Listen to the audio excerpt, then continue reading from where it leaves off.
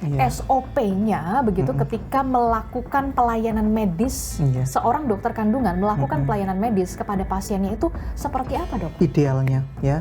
Jadi dokter, terutama di sini saya berbicara sebagai dokter obgyn ya, harus ditemani oleh satu orang bidan. Sudah ada prosedur medis itu begitu ya, USG dan segala macam gitu ya, tindakan-tindakan medis begitu ya. Boleh nggak sih skin to skin gitu? Tentu tindakan prosedur medis selama sesuai SOP yang memang seperti itu. Mungkin ada tindakan yang memang misalnya skin to skin ya. Pasien punya hak untuk menolak itu? Betul, punya hak menolak. Jadi boleh nggak sih begitu ya seorang dokter begitu ya menawarkan begitu ya USG gratis?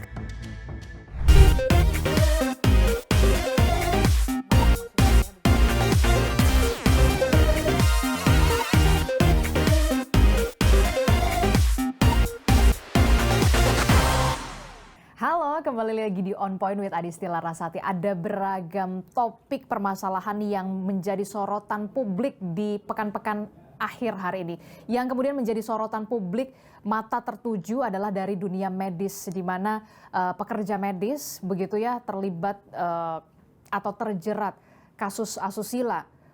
Kita sebut saja dokter PPDS, anestesi di Rumah Sakit Hasan Sadikin Bandung, dan yang terbaru adalah soal bagaimana dokter kandungan yang diduga melakukan pelecehan terhadap pasiennya di salah satu klinik di wilayah Garut, Jawa Barat. Dan yang terbaru adalah soal bagaimana polisi akhirnya sudah menetapkan dokter MFS ini menjadi tersangka.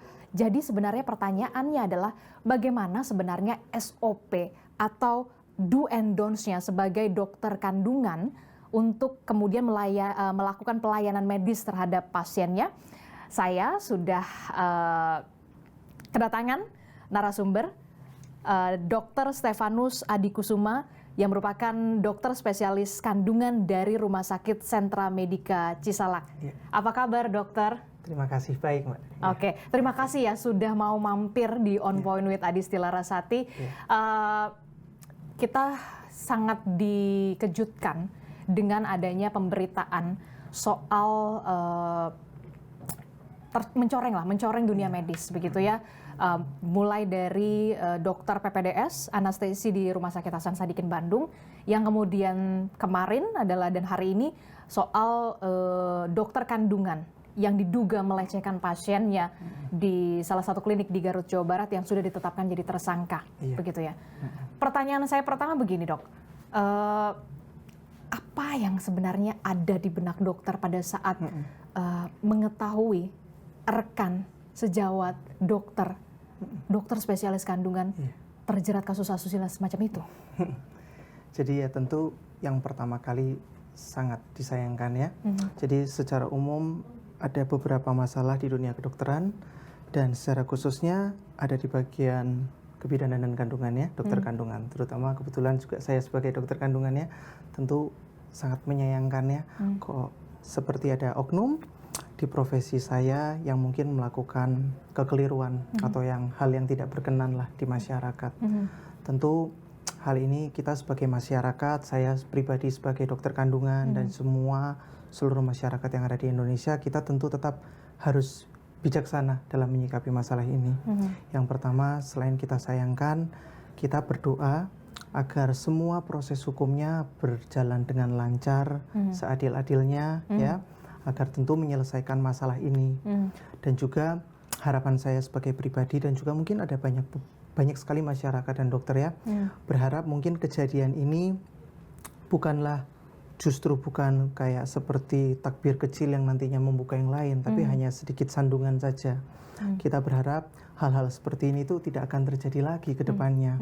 Kayak yang kita harapkan tentu dunia kedokteran di Indonesia semakin maju, bersaing dengan negara lain baik dalam hal teknologinya dan tentu yang paling penting dalam hal etika dan empati terhadap dokter terhadap pasiennya. Karena setahu saya ketika ingin menjadi pekerja medis begitu ya, baik itu dokter, perawat, kemudian bidan, itu adalah panggilan jiwa ya, Dok? Iya, betul sekali ya. Jadi banyak sekali dokter di luar sana yang mungkin tidak terekspos sosial media ya, yang menjadikan profesi ini tuh sebagai cita-cita ya, jalan hidup dan memang panggilan hidup. Dan saya sendiri tentu kan sebagai dokter sudah tahu lah ya, kita mungkin secara umum sudah tahu bagaimana kompleks dan susahnya menjadi seorang dokter.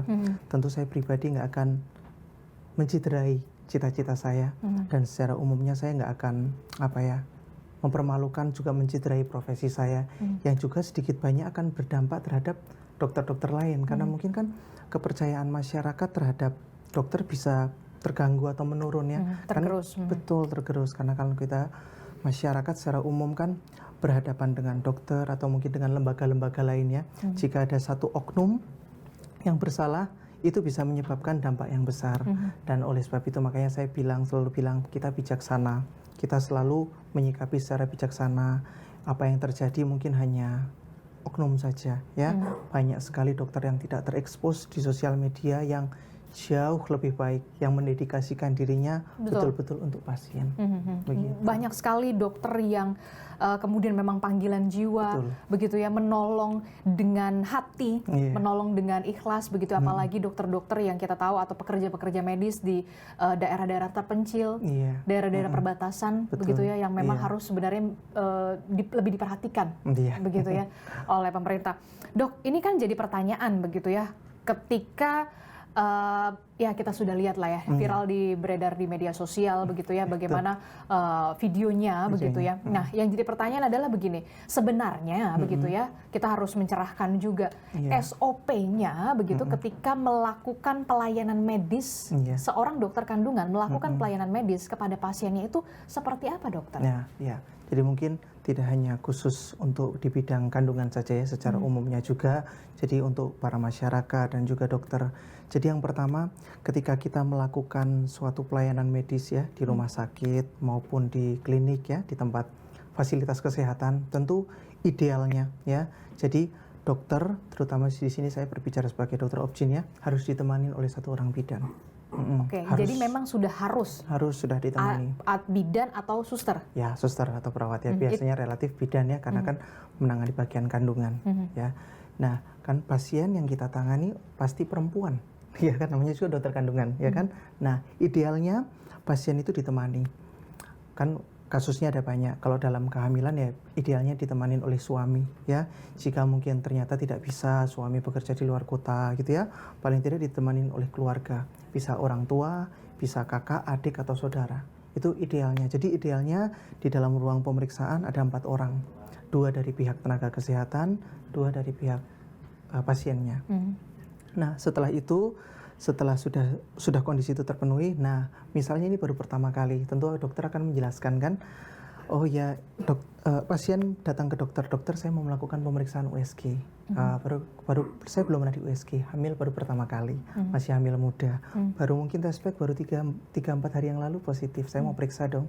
Oh, dokter akan menjelaskan dulu USG itu pemeriksaannya seperti apa nanti. Kita melakukan pemeriksaan USG ya. USG itu ada alatnya, nanti ditempel di perut ya, jadi harus mengangkat sedikit baju, ada gel yang dioleskan di perut, fungsinya agar alat itu bekerja dengan baik ya. Dan bagaimana jika misalnya nanti pemeriksaannya itu tujuannya untuk apa juga, untuk melihat, untuk menghitung bagaimana melihat nanti kehamilannya bagaimana. Jika ternyata diperlukan pemeriksaan lain, juga dokter harus menerangkan, misalnya USG dari perut tidak terlihat, harus USG lewat dari jalan lahir, itu juga dokter harus menerangkan kenapa sih harus seperti itu. Dan juga pasien serta keluarganya atau pasangannya selalu punya hak untuk menerima informasi selengkap-lengkapnya dulu, dan juga berhak menyetujui atau menolak. Dan dokter juga akan selalu, dokter yang baik itu akan selalu menghormati keputusan pasien.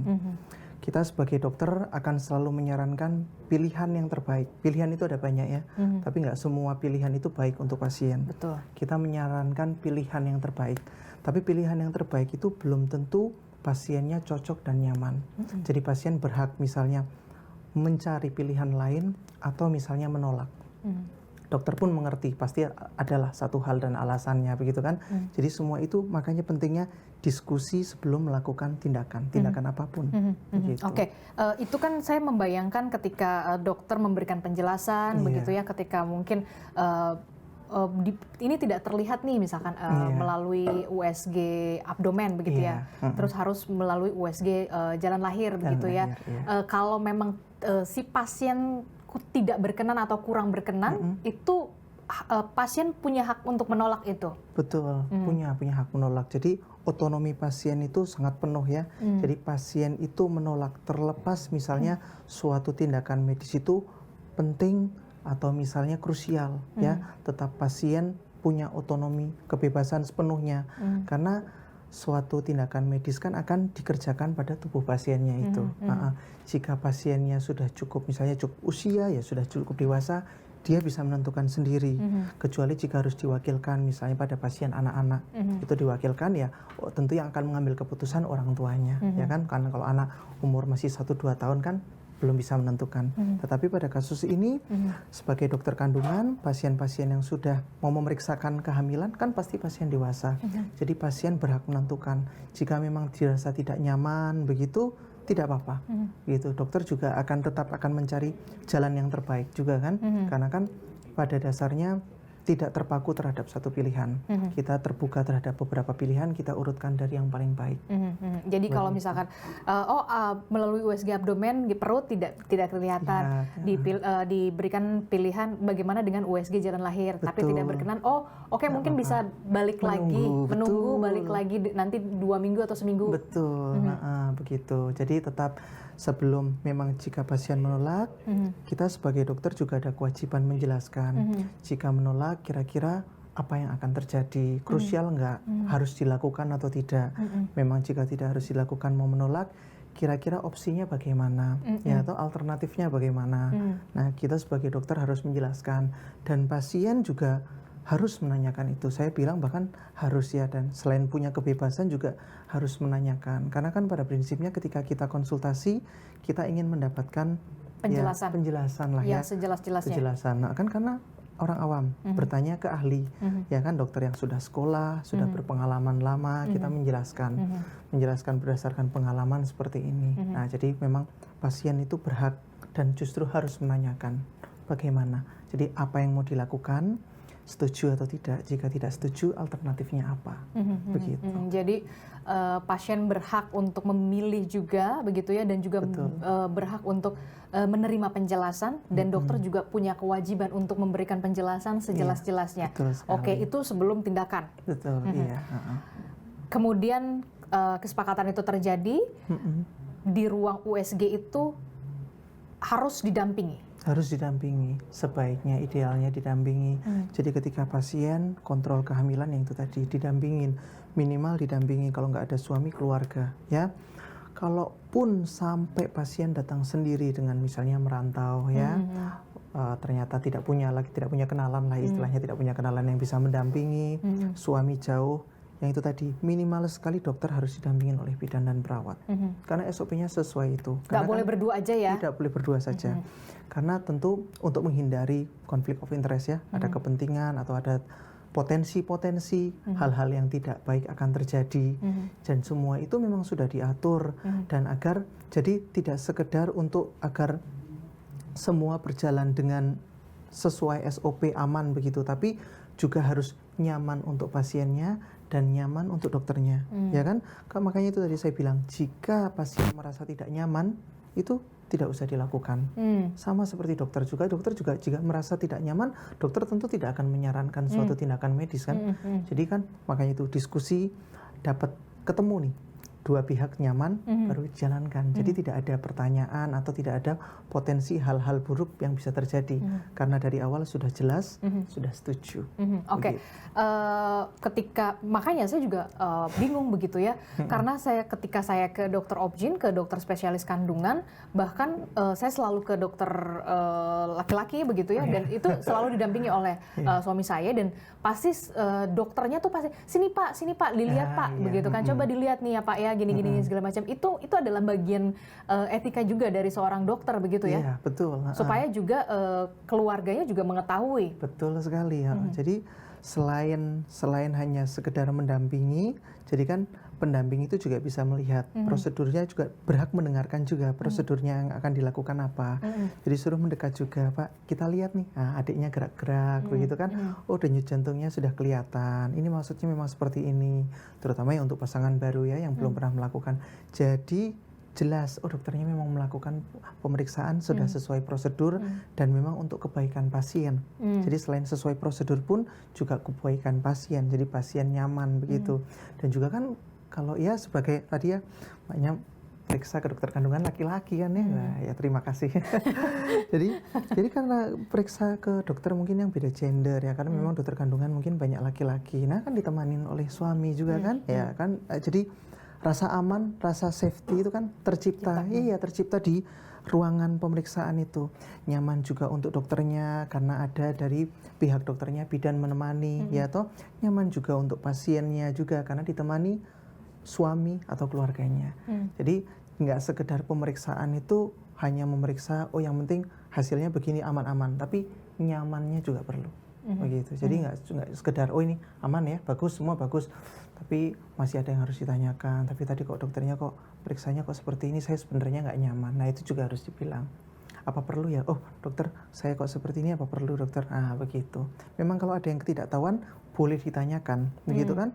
Nggak pernah periksa USG, diangkat bajunya ya, kenapa diangkat? Ah ya kan, biar tahu kan. Kalau orang yang nggak pernah USG kan memang nggak tahu kalau USG itu harus diangkat bajunya, harus dikasih gel, ya kan? Dan itu yang melakukan pendamping, bidan atau suster? Ya bisa bidan atau suster, yang penting intinya ada pendamping ya. Dokternya pun yang mengoleskan gel nggak apa-apa, yang penting kan pasien sudah mengetahui, karena nggak semua pasien itu sudah pernah melakukan suatu prosedur medis sebelumnya ya, atau misalnya paling tidak misalnya udah teredukasi lah, ternyata tuh pemeriksaan USG memang harus seperti ini. Nggak semua, karena saya juga pernah menemui pasien nggak pernah di USG itu hanya tiduran saja, terus oh belum pernah USG ya, oh USG itu harus seperti ini. Ternyata ada memang pasien yang seperti itu. Jadi kita harus menjelaskan memang begitu, menjelaskan. Jadi kan mungkin memang nggak semua pasien tuh sudah teredukasi dengan baik, dan mungkin juga dokter juga kan nggak bisa kadang-kadang apa ya selalu teliti ya menjelaskan dengan baik gitu. Jadi memang ada waktu,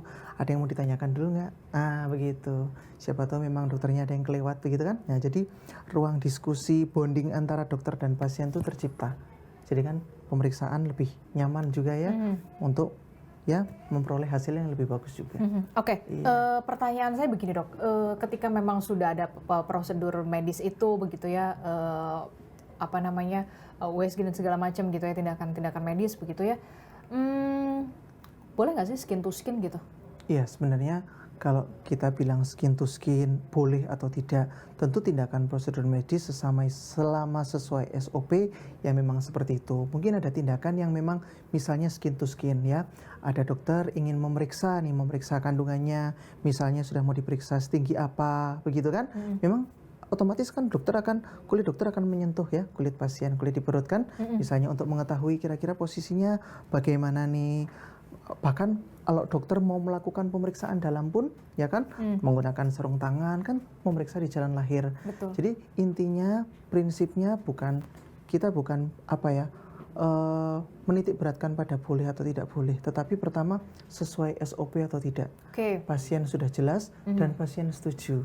Karena memang mungkin tindakannya seperti itu. Kalau dokter misalnya mau melakukan tindakan, kalau memang tidak perlu skin to skin ya tidak akan skin to skin. Tapi kalau memang perlu tindakan atau prosedur atau pemeriksaan fisik yang skin to skin, ya memang seperti itu harusnya. Jadi selama pasien nyaman, pasien sudah setuju, boleh begitu, bisa dilakukan, nggak apa-apa begitu ya. Oke, itu bagaimana SOP-nya memang harus, jadi semuanya harus diketahui secara jelas begitu ya. Iya. Hak-hak pasien apa saja, kemudian kewajiban seorang dokter seperti apa begitu ya. Nah, kita beralih ke ini dok, soal komunikasi. Iya. Komunikasi antara pasien dan juga dokter begitu. Boleh nggak sih begitu ya seorang dokter begitu ya menawarkan begitu ya USG gratis, karena memang ada dugaan modus yang dilakukan oleh, sekali lagi saya mengatakan, oknum dokter kandungan MSF ini menawarkan para pasien ini untuk USG gratis. Iya. mungkin jadi begini ya. Jadi untuk para pasien ya, jadi ketika dokter mau melakukan suatu tindakan medis gitu ya, biasanya itu kan ada wadahnya. Wadahnya di suatu fasilitas kesehatan ya. Bisa rumah sakit, bisa juga klinik kesehatan. Tentu yang akan melakukan penawaran atau misalnya akan meng-announce ya, memberitahukan kepada pasien maupun calon pasien, tentu alangkah baiknya yang paling baik itu merupakan fasilitas kesehatannya. Jadi bukan langsung antara dokter ke pasiennya menawarkan, oh ini nanti ada saya mungkin melakukan suatu tindakan prosedur medis. Tapi mungkin bisa dokter bekerja sama dengan fasilitas kesehatan, nanti fasilitas kesehatan yang announce juga yang nanti akan juga merekap lah. Nanti pasien-pasien yang mungkin mau mendaftar begitu ya.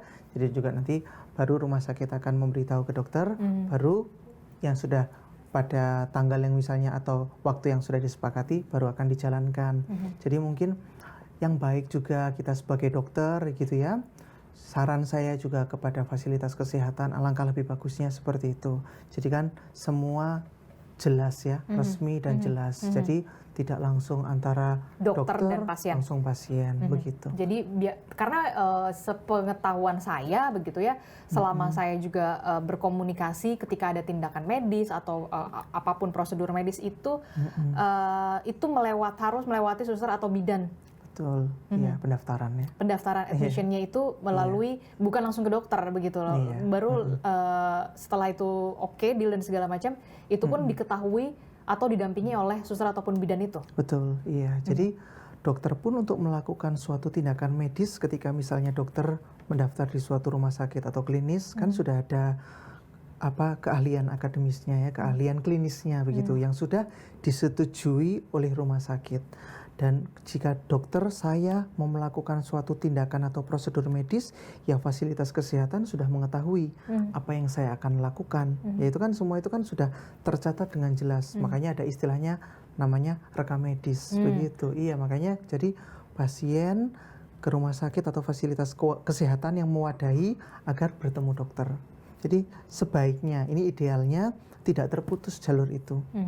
Jadi memang pasien ke pendaftaran fasilitas kesehatan, nanti pendaftaran itu yang akan meng-arrange dokternya, pertemuannya bagaimana. Termasuk begitu. jamnya. Betul. Harus sesuai dengan memang sudah diberlakukan oleh pihak fasilitas kesehatan atau rumah sakit atau klinik. Iya, betul. Jadi di luar jam itu? Iya, jadi kalau di luar jam itu kan tentu biasanya kan juga dokter kan sudah ada perjanjian juga dengan fasilitas kesehatan dan tentu dokter itu kan ya mungkin ada kesibukan juga di tempat fasilitas kesehatan lain. Jadi memang seharusnya yang baiknya itu semua on time ya.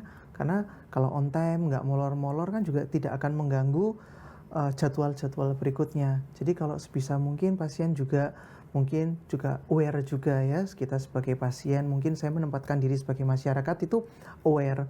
Kalau kita mau melakukan pemeriksaan atau mau periksa ke dokter, ya memang sudah di jam prakteknya, di hari prakteknya beliau, begitu.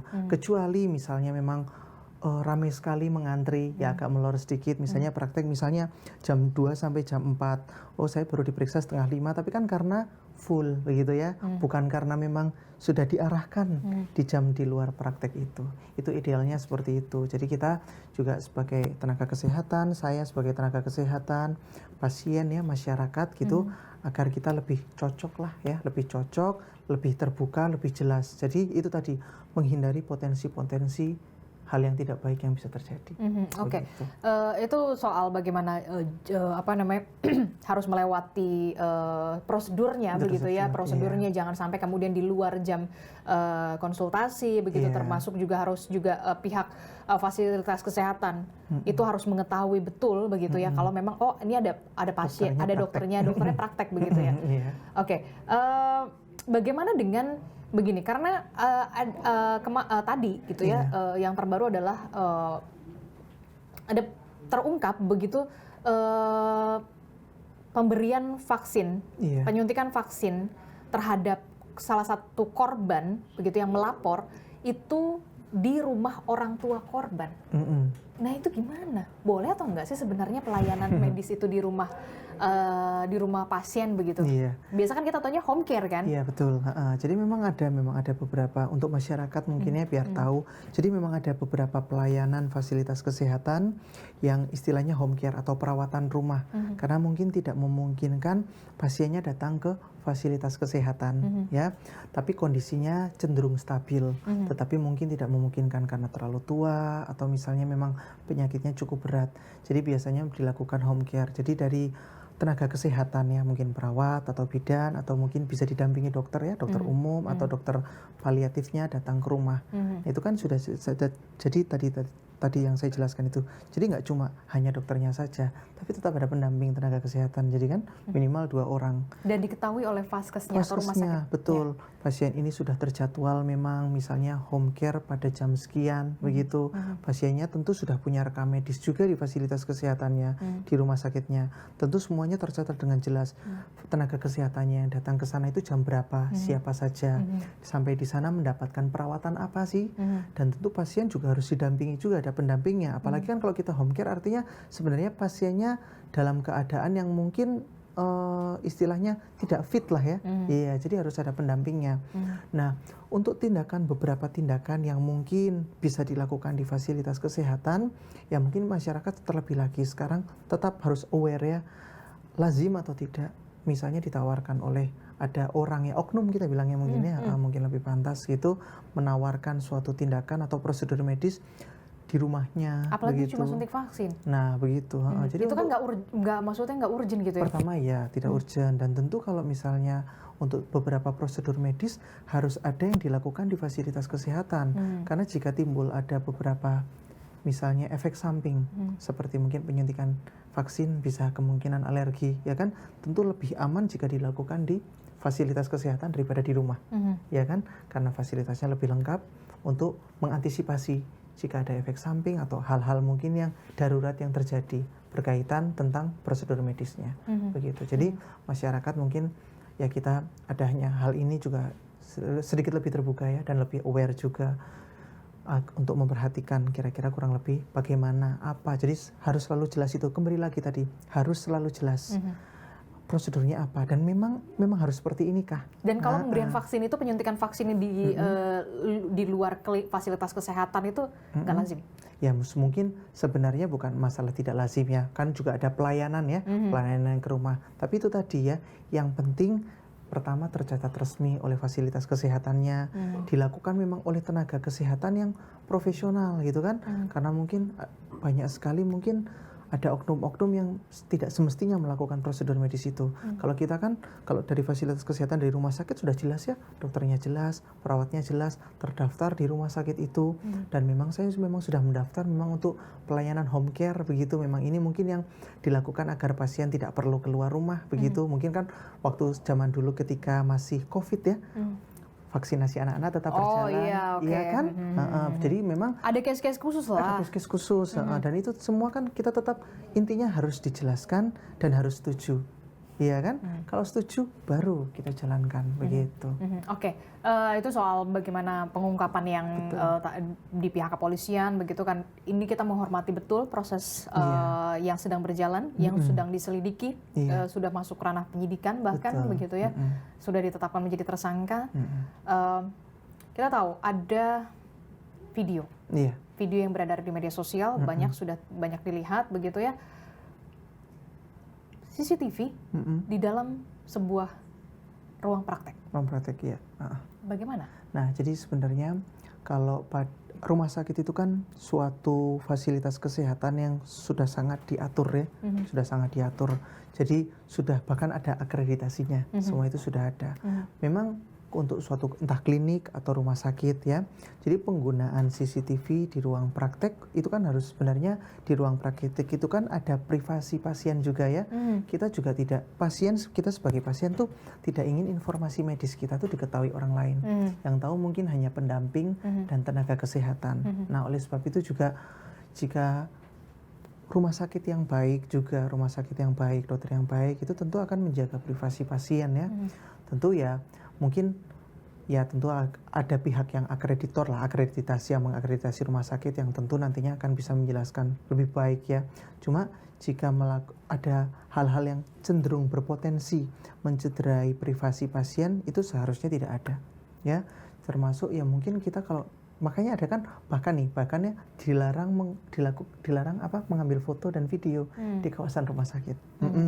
Jadi kalaupun ada CCTV di rumah sakit, itu hanya untuk memantau pada mungkin tempat-tempat yang berpotensi ada kecelakaan atau ada cedera di sana, tetapi mungkin tidak ada banyak orang lewat di sana. Bukan berarti privasi pasien yang harusnya dijaga hanya untuk pasien dan tenaga kesehatan bisa diumbar, bisa dilihat siapa saja. Seharusnya kan seperti itu. Tapi tentu sekali lagi memang ya, makanya saya selalu bilang kalau ya ini mungkin juga saran juga lah ya untuk masyarakat. Kita sebagai masyarakat itu pintar-pintar memilih fasilitas kesehatan ya. Sekarang apalagi sudah jelas-jelas ada akreditasinya, sudah dipampang jelas tuh piagamnya di depan biasanya. Kalau suatu fasilitas kesehatan itu sudah terakreditasi dengan baik. Dan juga saya sebagai dokter dan juga teman-teman banyak, tentu kami akan selalu menjaga privasi pasien. Bahkan penyakitnya saja kita nggak omongkan ke siapapun, bahkan ke pasangan kita. Apalagi video kita melakukan pemeriksaan atau prosedur medis, ya kan? Tentu kan seharusnya kan ya kita tidak. Karena itu masuk ranah privasi. Betul, masuk ranah privasi kan? Itu kan pasien itu kan juga berhak punya privasi. Betul. Oh saya punya penyakit nih, kan ada beberapa penyakit yang memang mungkin tidak sebaiknya orang lain tahu. Nah itu sudah memang privasi. Kita sebagai dokter tidak bisa mencederai otonomi dan juga privasi pasien, begitu. Ini kan banyak sekali pertanyaan. Seorang dokter begitu ya, disumpah. Sumpah profesi ya, betul. Sumpah profesi. Sumpah profesi. Itu sudah dijelaskan sudah. gitu. Di Google juga sudah banyak ya.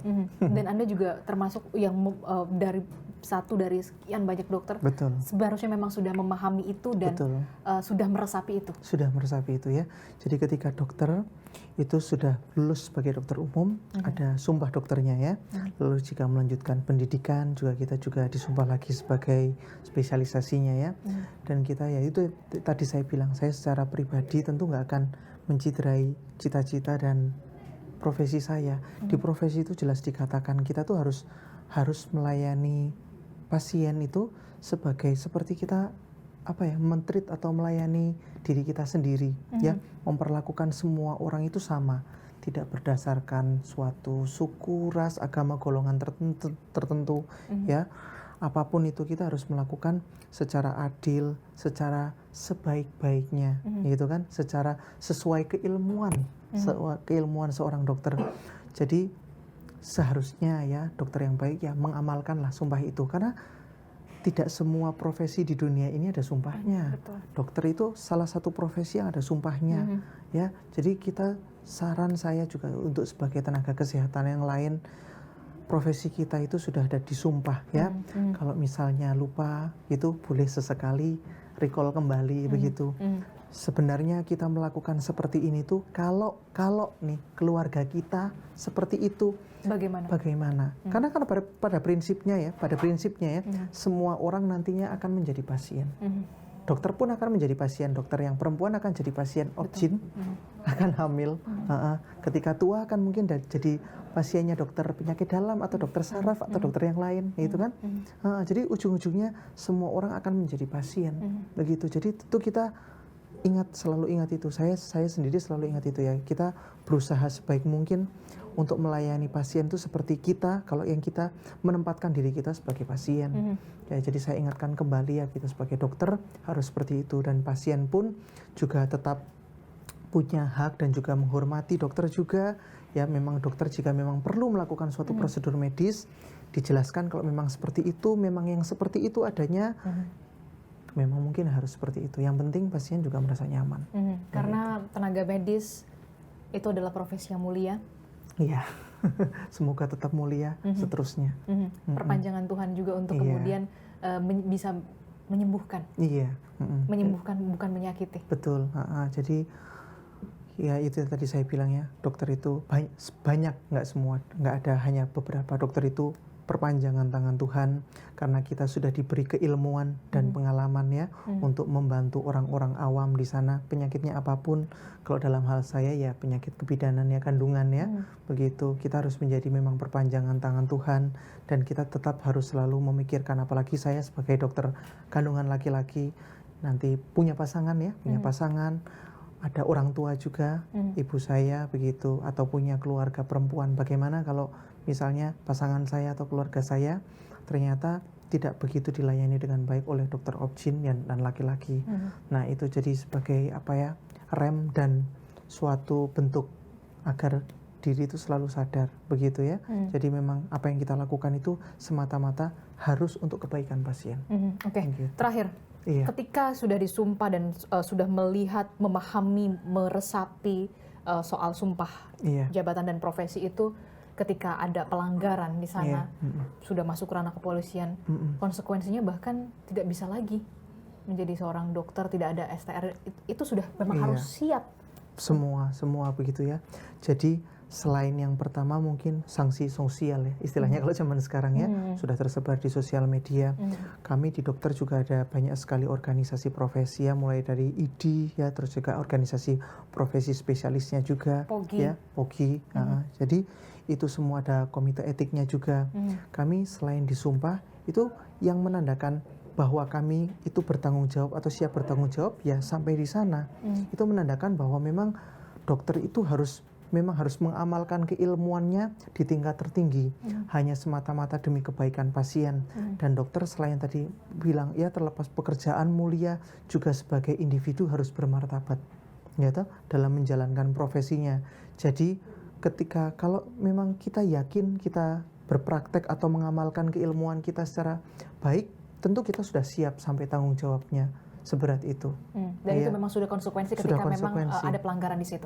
Iya, karena dokter adalah salah satu profesi yang itu tadi melewati banyak sekali jenjang pendidikan dan ada banyak sekali memang organisasinya dan salah satu profesi yang disumpah. Jadi memang sudah konsekuensinya sampai itu. Jadi kembali lagi ya, saran saya untuk tenaga kesehatan di luar sana, teman-teman saya ya, entah junior ataupun senior, selalu mengamalkan keilmuan sebaik-baiknya.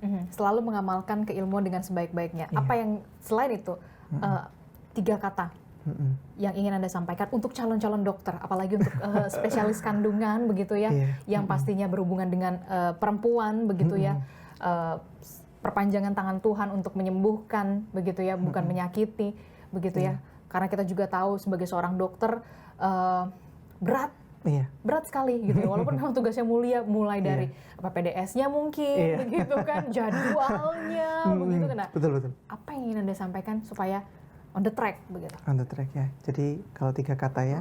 Jadi dokter itu yang pertama harus jujur. Ya, jujur terhadap diri sendiri dan jujur terhadap pasien, terbuka ya, itu jujur, satu kata mewakili ya. Lalu kata yang kedua itu harus bijaksana ya. Bijaksana artinya tidak semua hal itu bisa disamakan satu pasien, harus bisa mengambil keputusan yang terbaik di tengah-tengah situasi yang tidak baik ya, dan apakah memang ini memang yang diperlukan pasien. Dan yang ketiga selain jujur, bijaksana juga, dan juga harus empati. Iya. Jadi bayangkan itu tadi, kalau kita jadi pasien bagaimana? Ada empatinya, kita juga bisa mengerti kalau pasien itu manusia, bisa sedih, bisa gembira, bisa kecewa juga. Sama kita tuh juga bisa kecewa, bisa marah juga. Nah itu makanya. Jadi dokter itu mesti jujur, bijaksana, dan berempati kepada pasien. Nah ya niscaya bisa jadi dokter yang baik, bisa memajukan dunia kesehatan Indonesia. Oke. Tugas berat sekaligus juga menjadi tugas yang mulia. Itulah sebagai seorang dokter. Memang profesi yang mulia. Begitu. Jangan sampai kemudian ini mencederai profesi seorang dokter. Karena memang itu memang tugas berat. Begitu ya. Terima kasih. Dokter Stefanus, dokter spesialis kandungan di Rumah Sakit Sentra Medika Cisalak. Sudah bergabung bersama kami di On Point with Adisti Larasati. Lancar terus dokter, sukses juga untuk supaya juga bisa menjalankan profesi yang mulia ini. Iya, terima kasih Len. Oke, ya itu tadi beberapa pencerahan begitu ya bagi kita pasien begitu, sebenarnya SOP-nya seperti apa yang menjadi hak kita sebagai pasien begitu ya, terutama untuk perempuan. Apa juga kewajiban sebagai seorang dokter begitu ya.